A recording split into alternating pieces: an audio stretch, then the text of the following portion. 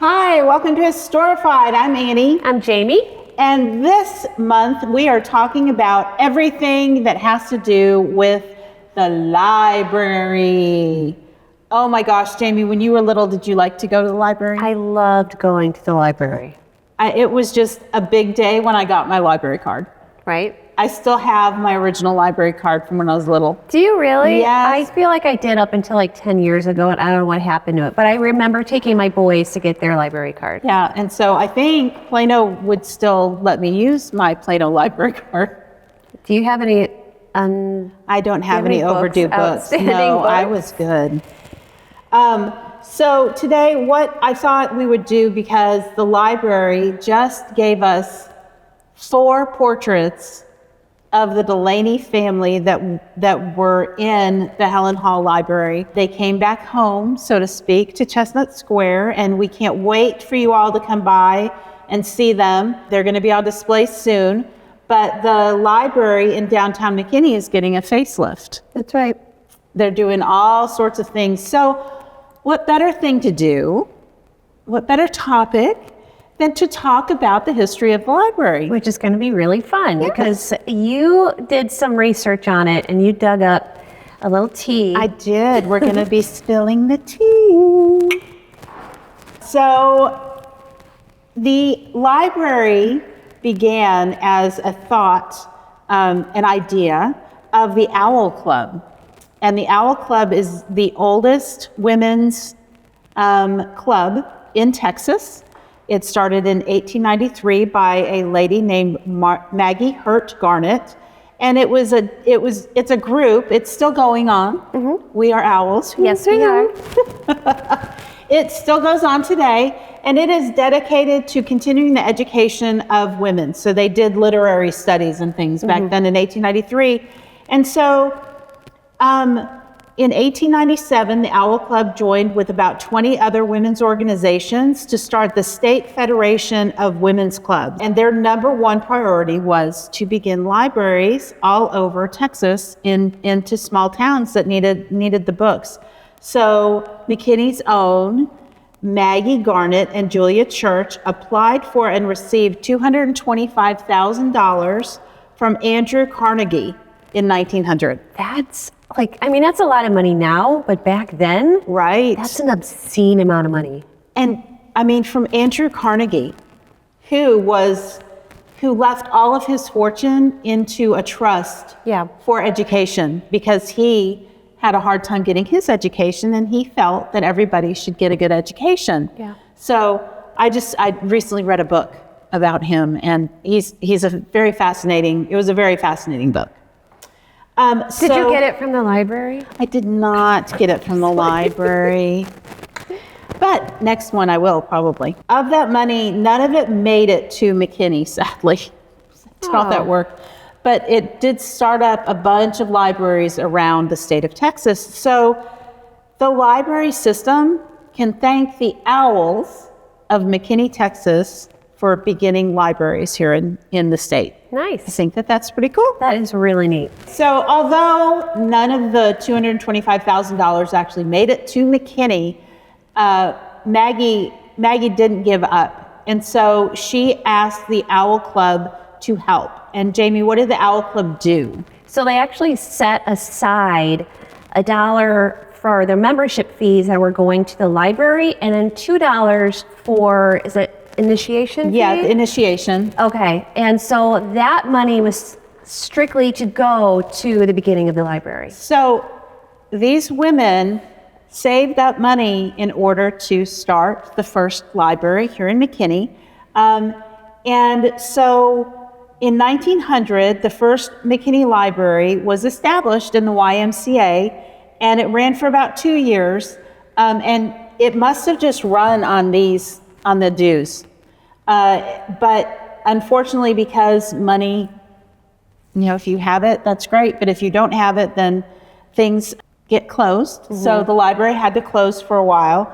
But the Owl Club, these ladies, they just didn't give up. Right. So they established 8 traveling libraries to go around to all of the schools. And so what they would do is each library, and Bess Heard, we've mentioned her name again. She's an awesome lady. Bess Heard actually ran one of these. And so what they would do is, I guess they'd put their library, their books, and they'd take them to the schools and loan them for 6 months. The school would get 50 books on loan for 6 months. That was very popular to begin with, but again, it kind of dwindled. And so they had about 2,000 volumes of books, and they donated them all to the J. Hill Library, Okay. which was a school. Okay. And then they wanted more of a permanent library. So in 1927, the City Federation of Clubs got together, and they held book showers. Oh, that's fun. So like a baby shower. I don't know exactly how they would do that, but people would come and drop off books. So citizens gave from their own libraries. Isn't that interesting? Love that. I want a book shower. I love book showers. Again, another lady, and this is a name that we should know. Yes. Mrs. J.L. Lovejoy donated a room above Duke and Ayers, and it was on the east side of the square. And then George Neal volunteered and painted it and did general repairs. And the members took turns running the library because there wasn't a librarian. So that's really interesting. I would love to know what building that was. Yeah, we'll have to do a deep dive. Wonder if anybody out there knows what building that was. Right? I mean, I think I'm always like one for saying, like, I would love like a little marker saying, oh, this is where the first library was. Right. Or this. I just think anytime that you can like teach part of McKinney's history would be like, it's important. Yeah, it is super important. And just have that. People like learning about that kind of thing. Yeah. So, the Women's Federation took turns running this library, and then that was in about 1927, and then in 1928, the city had a courthouse, and they decided Geneva Horn was appointed the first librarian, and the library moved to the courthouse. I think it moved to the third floor of the courthouse. Okay. And so Miss Geneva was the librarian, and there were membership dues. So you had to join the library. Okay. And it was $1, and then you could get 3 books per week. Okay. And then here's where the overdue fee started. Did you ever have to pay an overdue fee at like school? Not at school, but at my town library, I did. Yeah. I think I have paid McKinney some money too, because my children would like lose the book. Yeah. And then we'd find it. I wish I could blame my kids. It was me. I'm blaming my children. It was never me. It was me. So overdue fines were a nickel. So I don't know if it was a nickel a day or a nickel a week. Okay. It might have been a nickel a day, which that would, back then, that was a lot of money. I mean, to bring in those dues is actually like, it makes sense, right? Mm-hmm. I mean, you have to generate something. Like money was an issue, and I'm sure because it was free, right? They weren't generating anything. And so now they have at least some way to generate some sort of income. And what was interesting to me is that it was not run by the city. The city of McKinney, it wasn't the city McKinney Library. It was started by these women, and it was kept going by the citizens of McKinney. So it was a real, it was a real citizen kind of community thing. The town wanted, it's obvious they wanted it. Yeah. So then in 1929, John Wilson donated 400 books from his personal library. So he had a lot of books. That's a lot of books. And he said they would be used by the community. So I just love the community aspect of everything. And then in 1931, I guess, Miss Geneva retired. And so Faye Wilcox became the new librarian. Everybody loved Miss Wilcox. She was just, from what I read, she was just a joy. And everybody really, really loved her. So let's see. I feel like the head librarian should be a joy. Yes. Right? I mean, it just kind of goes with the experience. I remember my librarian when we were in junior high and elementary school, and they were like great. Like yeah, you always wanted to go to the library. Everybody loved the librarians, right? They were always just so friendly and fun, and that's all. And obviously, hopefully, she was different than the librarian on Ghostbusters. In the opening scene. Yeah, the one that was sticking around for a while. So in 1935, Mrs. Don Davis, helped grow the library, and they moved the library into the Crouch building. So Isaac Crouch gave them part of his building. Okay. In 1938, they moved there, and it was $15 a month. Wow. I think they were in the basement of the Crouch building. So amazing. And then 1937, Mary Boyd, who is famous for Boyd High School, McKinney High School, actually they named the original McKinney High School when it first opened. The Boyds donated $3,000 for supplies for that high school when it first opened. And so it was named Boyd High School. And then when that came down and they built the new high school, it was just McKinney High School. So I think it's 2011, when the new Boyd High School opened, it went back to being named after the Boyd family. But Mrs. Boyd willed her land and her home to the library. Wow. Okay. So can you imagine having a library in an old house? That would be cozy. Cool. Yeah, it would be very cozy. You could probably find like a little reading nooks. Yeah. So, I bet you it was really beautiful. I bet Mary Boyd's house was beautiful. So a library board was created. And Jamie, who was the chairwoman of that library board? Bess Heard. Bess Heard? Oh my gosh. So she was the first chairman of the McKinney Library Board, along with Mrs. J.P. Harding and Mrs. H.A. Finch Sr., who is also known as Fanny Finch. I was going to say, I could have sworn Fanny Finch was a part of it. Yes, yeah. And we all know Fanny Finch, right? Right. She was also an amazing woman. Yes, she was the first woman to serve on the school board. Yeah. Yes, that's right. And there's a school named after her. Yes. And they just celebrated their 100th? Their 100th, yeah. Okay. Happy birthday, Finch. Wilkins Comegys was also on that board, and then their attorney was John D. Reese. And unfortunately, they found that Miss Boyd's house wasn't big enough for the library, so they decided to sell it. So they sold the house for, I think, $2,700. Okay. And put the money away until they could use it for something. And then in 1938, just a year later, Miss Fay Wilcox died unexpectedly. Oh, it's sad. She had a heart attack. She was really young. She was in her 40s. So they appointed a new librarian, Mrs. Clyde Doyle. She was a new librarian. And then World War II happened. And we had been researching Miss Bess. And what did Miss Bess do? So I remember, and I know you have it written down here too, which is good because it can all jumble in my head.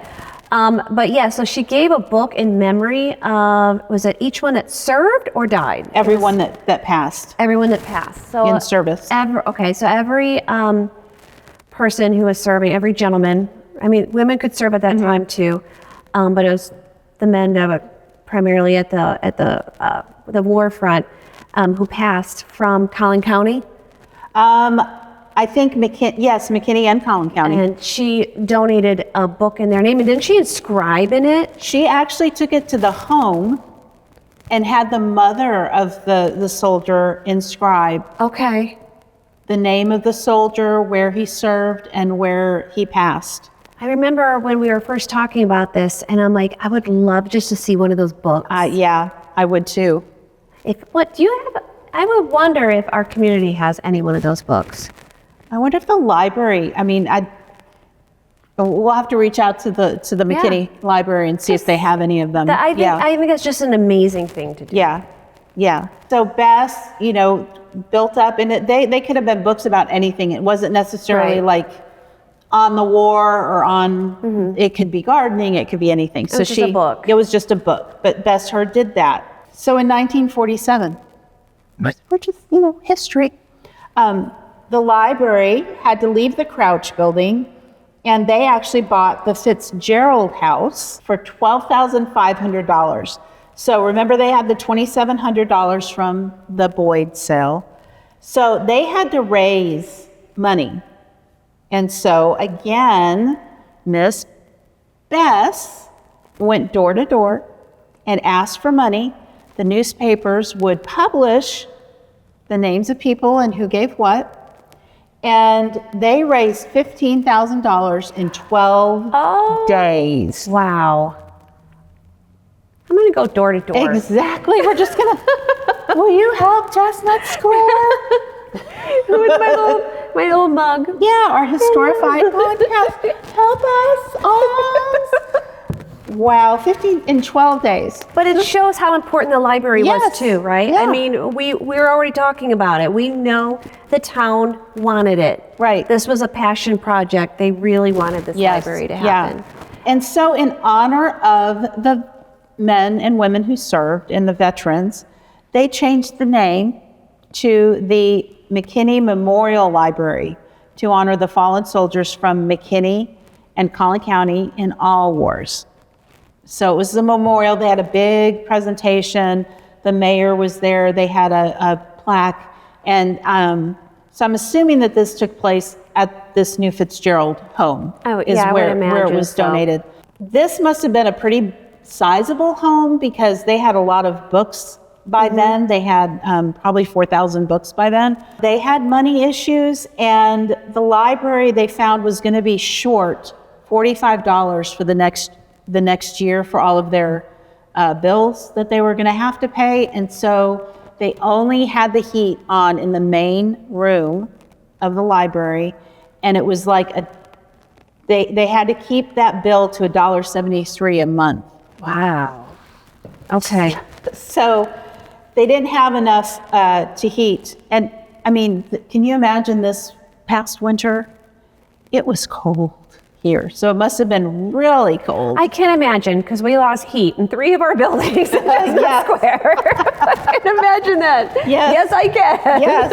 The City Federation president at that time was Mrs. H.A. Finch Jr.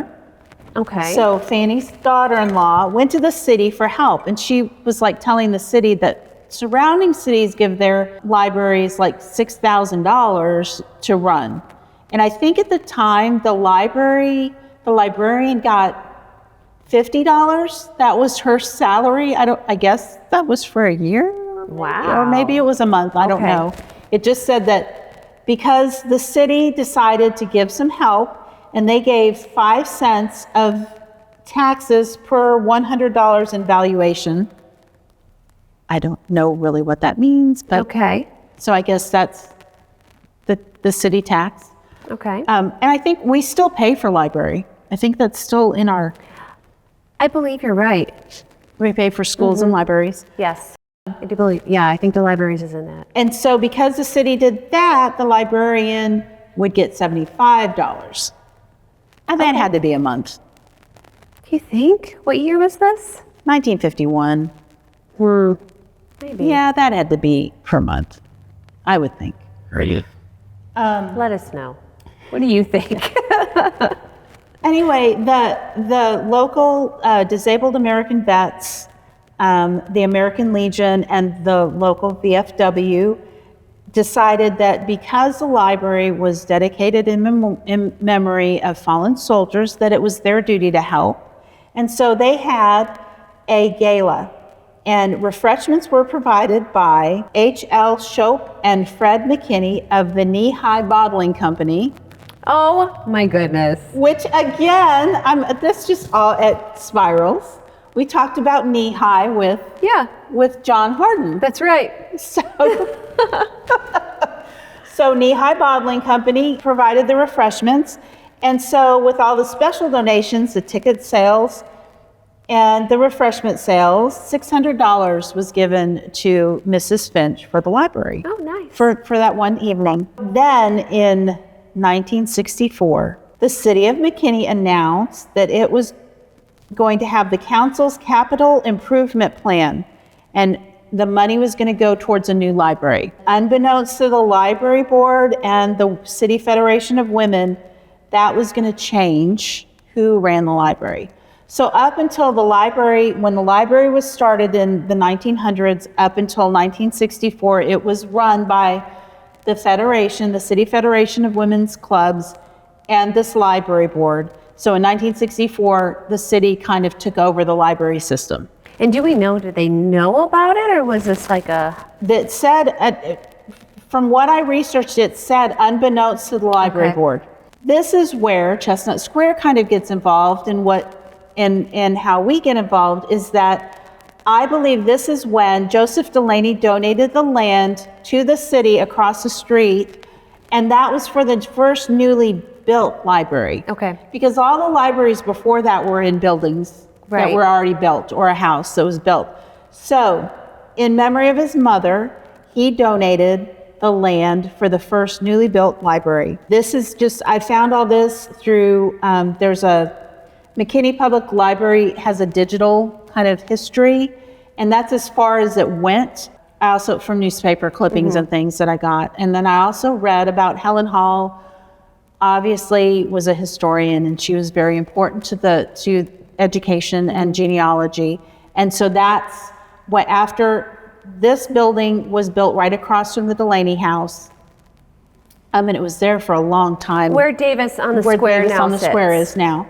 But they moved to the new library, and that went from being the Memorial Library, they changed it to the Helen Gibbard Hall Library, and then eventually to the Roy and Helen Hall Library in her honor. Right, but that's why they had the Delaney photos. Then they that have were the mentioned. Delaney room. They also have the genealogy rooms are dedicated to Mrs. Hall, because she was really big into genealogy. So that is the history thus far of how the library started in McKinney, and in a small way in the state of Texas. Yeah, that's actually really, really fascinating. And they're redoing the library. I can't wait to see it when it's completed. Yeah. I know we have spent countless hours at the library. Yes. Doing a little bit of research and maybe getting Being shushed ourselves. Being a little loud here and there when we're finding something really exciting. Yes. It's really hard to contain your excitedness, when your excitement when you find something. You're like, here it is. Yes, when you've been looking. Yeah. So I think the new library, they're going to have an observatory. Nice. Yeah. So it's going to be pretty cool. Okay. Yeah. So I can't wait for that to start. That is really great. And then they've been coming to some of our farmers markets. Yes. They'll do their story hour on Saturdays. It's one Saturday a month. I think it's the second Saturday a month. Okay. Coming to our story hour. And so just if you follow us on social media, it will be listed in there. Yes, when the story person's coming. And then, but then you'll enjoy the farmers market, and you'll go in the one-room schoolhouse, and you'll be able to take a village tour. Yeah. And go into other houses. And it's kind of neat, right? We're kind of doing like a little circle back to how we've got a free library. Yes. At Chestnut Square, and you still see those around town. So the library's doing really well, whether it's the public library or just the idea of the library, of a little free library, sharing education, sharing books. Yes. And it's just a beautiful thing, right? Yes, it is. Thank you all for joining us on this month's episode of Historified, and come spill the tea with us by following us on our social media. Please be sure to subscribe and like. And if you have any questions or any comments, please comment and let us know, and we will be sure to be reading them and putting them in future episodes of the podcast. But until next time, bye.